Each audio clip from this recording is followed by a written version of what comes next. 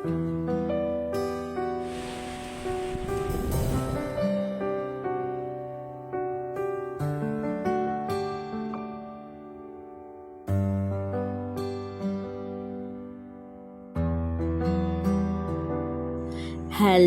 Everyone, কেমন আছো তোমরা সবাই? আশা করি তোমরা সবাই খুব ভালো আছো, সুস্থ আছো। প্রথমেই আমি আগে একটু ক্ষমা চেয়ে নিই যে আমার ব্লগ দিতে অনেকটা লেট হয়ে যাচ্ছে। আর দ্বিতীয় কথা হচ্ছে, সবাইকে অশেষ অশেষ ধন্যবাদ যে আমার দীঘার প্রথম পর্বটাকে এতটা ভালোবাসা দেওয়ার জন্য। ওইটা অলরেডি 1K ভিউজ ওভার করে গেছে। তো এইটা হয়তো ইউটিউবে একটা ন্যূনতম ব্যাপার হতে পারে, কিন্তু এটা আমার কাছে অনেকটাই বড় অ্যাচিভমেন্ট এবং অনেকটাই বড় পাওয়া। তোমরা যদি এইভাবে পাশে থাকো, সাথে থাকো, নিশ্চয়ই আমি আরও অনেক বড় অ্যাচিভমেন্টস জয় করতে পারবো। তা আজকে ব্লগটা শুরু হচ্ছে, এটা আমাদের দীঘার শেষ দিন। সবাই রেডি, আমরা একটু সাইট সিনে যাব। সাইট সিন বলতে তেরাম কিছু নয়, একটু উদয়পুর বা ওই সাইডের বিচগুলোতে জাস্ট একটু ঘুরে আসবো। এখানে তোমরা সবাই দেখতে পাচ্ছ, সবাই মোটামুটি রেডি। সবাই আমার রুমে এসে এক এক করে ফটো তুলছে, ফটো সেশন চলছে। আমরা অনেকেই ফটো তুলেছি।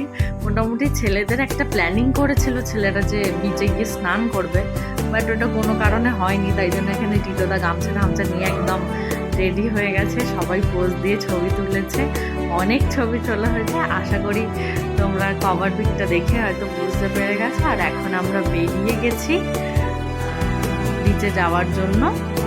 আমরা কোথায় যাব তখনও এক্স্যাক্টলি পুরোপুরি ঠিক করিনি, বাট ফাইনালি আমরা ওশিয়ানা বিচ থেকে উদয়পুর বিচে গেছিলাম। ওশিয়ানা, সেটাই তোমাদের সাথে শেয়ার করবো আজকে। বাইরে এত রোদ ছিল, ভীষণ যে টাইমে আমরা গেছিলাম ভীষণ গরম ছিল। আমরা কেউ ধারণা করতে পারিনি দীঘা এসে এত গরম পড়তে হবে। কিছু বলবে লুকসটা নিয়ে? কি লুকস এটা?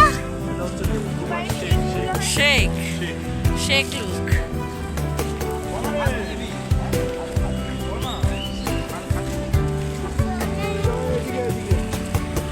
এবার এখান থেকে একটা টোটো বুক করে আমরা প্রথমেই চলে গেছিলাম ওশিয়ানা বিচ। বলে রাখা ভালো, ওশিয়ানা বিচ হলো ওয়েস্ট বেঙ্গল এবং দীঘার লাস্ট বিচ। মানে এটা ওয়েস্ট বেঙ্গল বর্ডারের লাস্ট বিচ।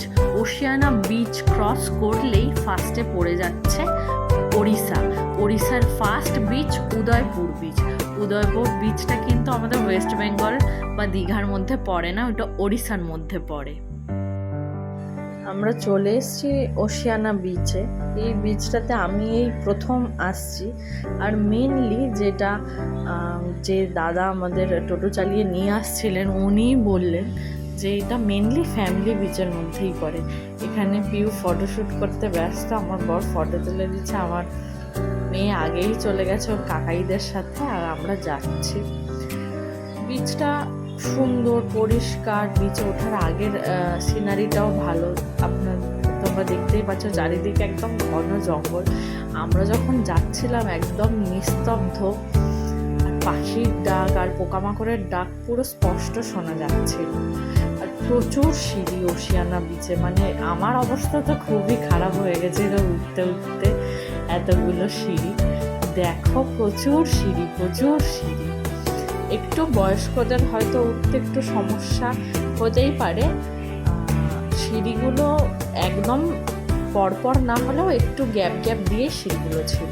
তো যাই হোক, আমরা ওশিয়ানা বিচে চলে এসেছি। বিচটা আমার খুব পছন্দ হয়েছে, খুব সুন্দর ছিল বিচটা। এবার এই বিচটার মানে কোনো দোকান নেই, কিছু নেই, কোনো লোকজনও সেইভাবে নেই। তাই জন্য আমরা এই বিচ থেকে হেঁটেই উদয়পুর বিচে চলে গেছিলাম। বেশিক্ষণের ডিস্টেন্স নয়, মাত্র হয়তো হেঁটে 10 মিনিট, 7 থেকে 10 মিনিটের ডিস্টেন্স হবে। তোমরা দেখো বিচটা একদম ফাঁকা, কোনো স্টল নেই, কোনো শ্যাক নেই, কোনো নর্মাল জলের দোকানটাও অবধি নেই, এবং লোকজনও সেইভাবে কেউ নেই। আর ওই সাইডে আরেকটু পরেই তোমরা দেখতে পারবে লোক গিজগিজ করছে একদম লোকে। বিচে পৌঁছানোর পর আমরা এটা পাড় থেকে বোল্ডার ক্রস করে আস্তে আস্তে বিচেই চলে গেছিলাম। তখন ভাটা চলছিল, যার জন্য অতটা জল ছিল না, সমুদ্রটা একটু দূরেই ছিল। আর ওই যে দূরে দেখতে পাচ্ছ ওইখানে লোকের লোকারণ্য, ওটাই হচ্ছে উদয়পুর বিচ। এইদিকে বেটুকে আমি ফার্স্ট টাইম বিচে নামালাম, কারণ যখন পুরী গেছিলাম ও ভীষণ ভয় পেয়ে গেছিল। ও একদিনের জন্য ও বিচে নামেনি, হাঁটে অব্দি নি বালির ওপর দিয়ে। এখানেও ভীষণভাবে এনজয় করছিল। বিচে এসে আমরা উদয়পুর বিচের দিকেই যাচ্ছিলাম, যাতে ওখানে একটু বসতে পারি, একটু মাছ ভাজা এইসব খেতে পারি। আর আমরা বিচে আসা মাত্রই কিন্তু ওয়েদারটা খুব প্লেজেন্ট হয়ে গেছিল, রোদের তেজ আর ছিল না, দারুণ হাওয়া দিচ্ছিল, ঠান্ডা হাওয়া দিচ্ছিল। তার জন্য বিচের পাড়ে বসে থাকতে আমাদের খুব ভালো লাগছিল।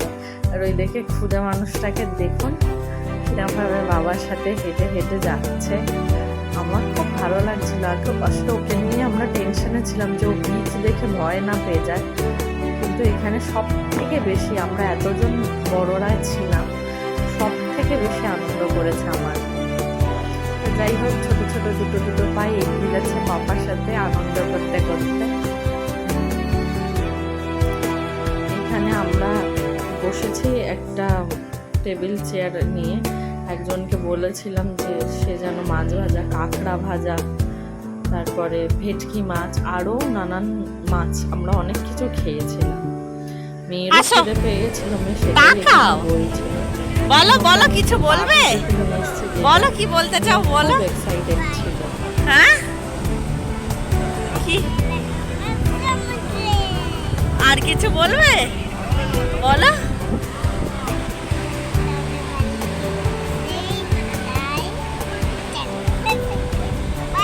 জোরে জোরে আরেকবার।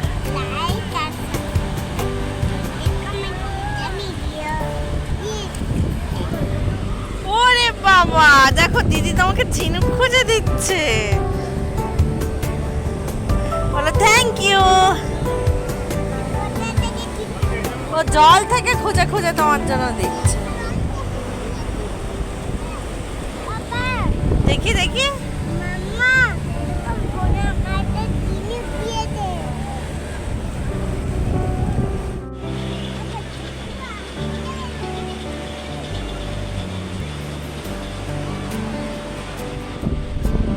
মা পড়াবি দাঁড়া।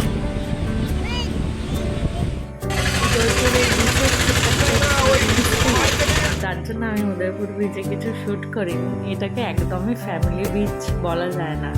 মা বাবা বা গার্জেন বা বাচ্চাদের নিয়েও যদি আসে, খুব সাবধানে আসাটা উচিত, কারণ ওপেনলি ওইখানে সব কিছু হয়, যেহেতু এটা আমাদের বর্ডারের মধ্যে পড়ছে না, সেহেতু ওইখানে যেহেতু কোনো রেস্ট্রিকশন নেই, সবাই যে যার মতো আনন্দ করে, ওপেনলি করে।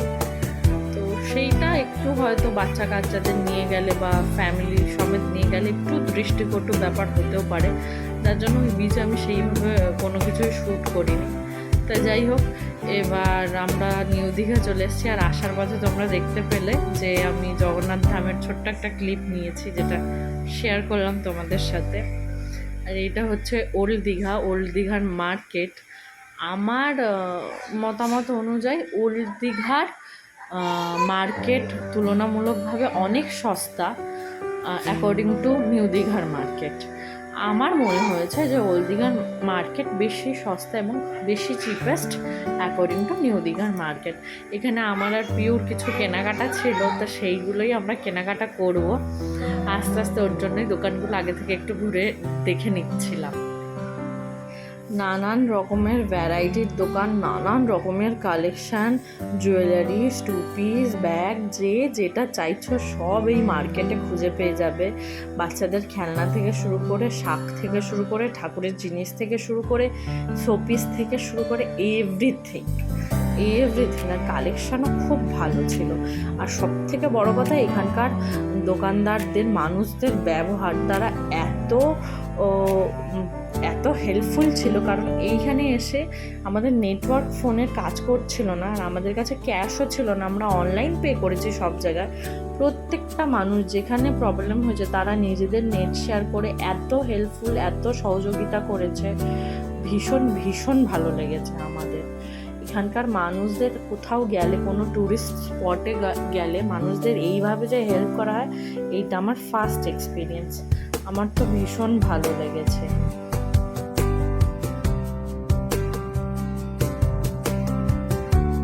এই কাঠের দোকানটাতে এত রকমারি জিনিস দেখতে পেয়েছিলাম যে চোখ ছানা বড় হয়ে গেছিল, কোনটা ছেড়ে কোনটা নেব। এত দারুণ দারুণ কালেকশন, এত জিনিস, সত্যি অভাব। ভীষণ ভালো কালেকশন, দোকানদারের ব্যবহারও প্রচুর ভালো। এরপর একটা মজাদার জিনিস হয়েছে, চলো তোমাদের সাথে শেয়ার করি।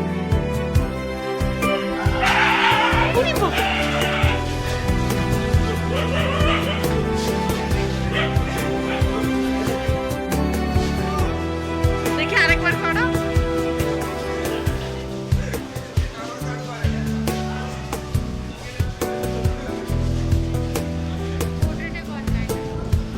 হ্যাঁ, পোর্ট্রেটের ব্লগে কেটে যাবে। ঠিক আছে, থ্যাংক ইউ দাদা, থ্যাংক ইউ। চলে আসো।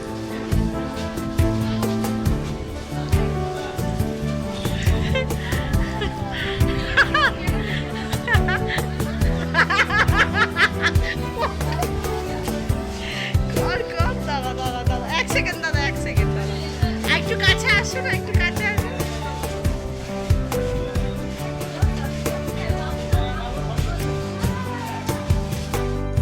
তা মোটামুটি আমাদের কেনাকাটির পরও এখনও চলছে, আরও কয়েকটা জিনিস বাকি আছে, তোমাদের সাথে একটু কালেকশানগুলো শেয়ার করি।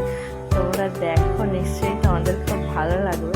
এত দোকান দেখে না কনফিউজ নিজেকে হতেই হবে যে কোনটা ছেড়ে কোনটা নেব, বাড়ির লোকেদের জন্য কী নেব, নিজেদের জন্য কী নেব, তাই না? আমার খুব ভালো লেগেছে দীঘার আমি অনেক দিন পর দীঘা এলাম, তো এই মার্কেটটা আমার ভীষণ ভালো লেগেছে।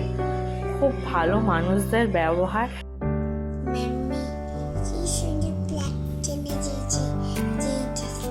এগুলো কি, যেটা দিয়ে তুমি খেলছো, এটাকে কি বলে?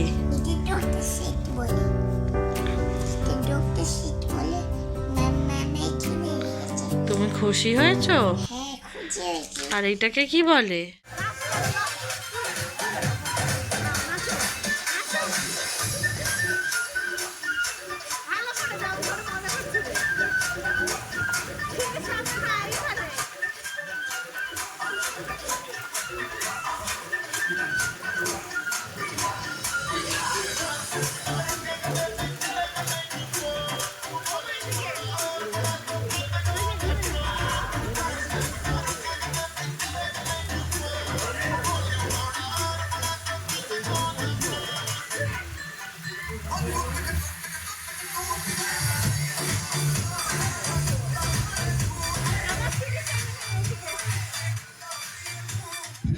যেটা বলেছিলাম, এই হোটেলের সব থেকে বড় প্লাস পয়েন্ট সেটা হচ্ছে নাইট সুইমিং পুল, যেখানে সবাই অ্যাটলিস্ট রাত 10টা অবধি এখানে নাইট সুইমিং পুল ওপেন থাকে উইথ ডিজে, যে যার মতো আনন্দ করে। খুব মজা হচ্ছিল। শুধুমাত্র আমরাই ছিলাম না, আরও অনেকেই ছিল, তারা ওই সাইডে ছিল। আমরা শুধু আমাদেরটুকুনি ক্লিপগুলো রেকর্ড করেছি। আশা করছি আপনারাও এনজয় করছেন।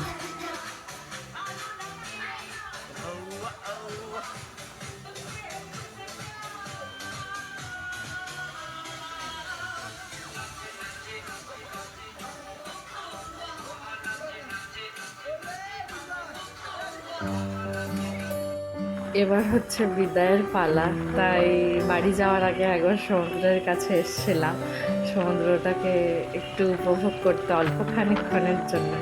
তো যাই হোক, আমরা হোটেল থেকে চেক আউট করে বেরিয়ে গেছি, আর সবার খুব জোর খিদে পেয়েছিল, তাই চলে গেছিলাম ওখানকার একটা ভালো রেস্টুরেন্ট ভরপেটে, যেটা আমাদেরকে যে অটো দাদা ছিলেন তিনি সাজেস্ট করলেন যে আপনারা ভরপেটে যান, ভীষণ ভালো খাবার দাবার, অ্যারেঞ্জমেন্টস খুব ভালো।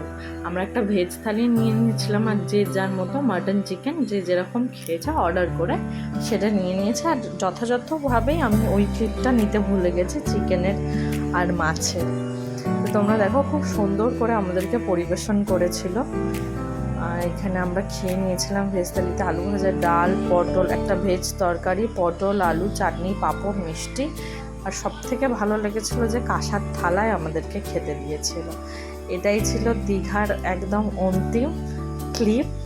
এখন আমরা একদম কাট্টু স্প্ল্যানেডের মেট্রো স্টেশনে। এখান থেকে যাব মেট্রো করে আমরা হাওড়া। এটা আমার আর বেটুর ফার্স্ট এক্সপিরিয়েন্স ছিল, যেহেতু গঙ্গার তলার মেট্রোটা উদ্বোধন যখন হয়েছিল আমরা সেটা কোনো কারণে আসা হয় না অত দূর থেকে কলকাতা, তাই জন্য চড়াও হয় না।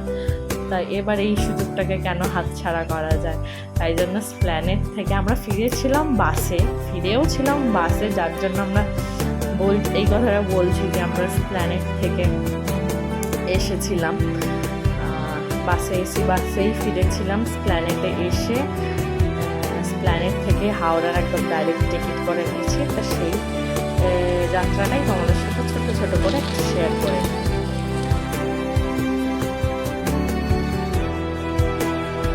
চলে এসছে আমরা মেট্রোর জন্য অপেক্ষা করছি, একটু পরেই আমাদের মেট্রো চলে আসবে, মেট্রোতে উঠবো আর ছোট্ট করে একটু তোমাদের সাথে শেয়ার করব। আশা করি ব্লগটা তোমাদের ভালো লেগেছে। দীঘার এটা লাস্ট পার্ট ছিল, শেষ পর্ব। খুব আগের দুটো পর্বে তোমরা খুব ভালোবাসা দিয়েছো, আশা করবো এই পর্বেও তোমরা সেই ভালোবাসাটাই দেবে। সবাই পাশে থাকবে, সাথে থাকবে, চ্যানেলটাকে আরেকটু বড় করবে, আমার সাথে একসাথে গ্রো করবে। ভিডিওটা ভালো লাগলে লাইক, শেয়ার, সাবস্ক্রাইব এবং অবশ্যই কমেন্ট করবে। কমেন্ট করতে ভুলবে না, কমেন্ট করবে আর সাবস্ক্রাইব করে বেল আইকনটা অবশ্যই ক্লিক করবে, যাতে আমাদের পরবর্তী ভিডিওগুলো তোমরা একদম না মিস করো। এই জায়গাটা শ্যুট করার একটাই কারণ যে গঙ্গার তলা দিয়ে যখন যাবে তখন প্রথম এক্সপিরিয়েন্সটা কেমন সেটাই তোমাদের সাথে শেয়ার করার জন্য এটাই ক্যামেরা বন্দি করা। যখন গঙ্গার তলা দিয়ে যাবে তখন ওইখানকার মেট্রোর কালারটা নীল হয়ে যাবে, মেট্রোর বাইরের কালারটা তোমরা দেখলেই বুঝতে পারবে। ঠিক এই পোর্শনটা যখন যাচ্ছে ভীষণ একটা ভালো লাগছিল যে নিজেদের জায়গায় এরকম একটা উন্নতি, এত বড় একটা ব্যাপার হয়েছে। অনেক দিন ধরেই শুনছিলাম গঙ্গার তলা দিয়ে মেট্রো হবে, ফাইনালি সেটাকে এক্সপিরিয়েন্স করলাম, তো বেশ ভালো লাগলো। তা আমরা এখন হাওড়া চলে এসেছি। আশা করছি এই ভিডিওটা তোমাদের প্রত্যেকের ভালো লাগবে। খুব তাড়াতাড়ি দেখা হবে নেক্সট ভিডিওতে। আজকের মতো টাটা, বাই বাই, ভালো থেকো তোমরা সকলে।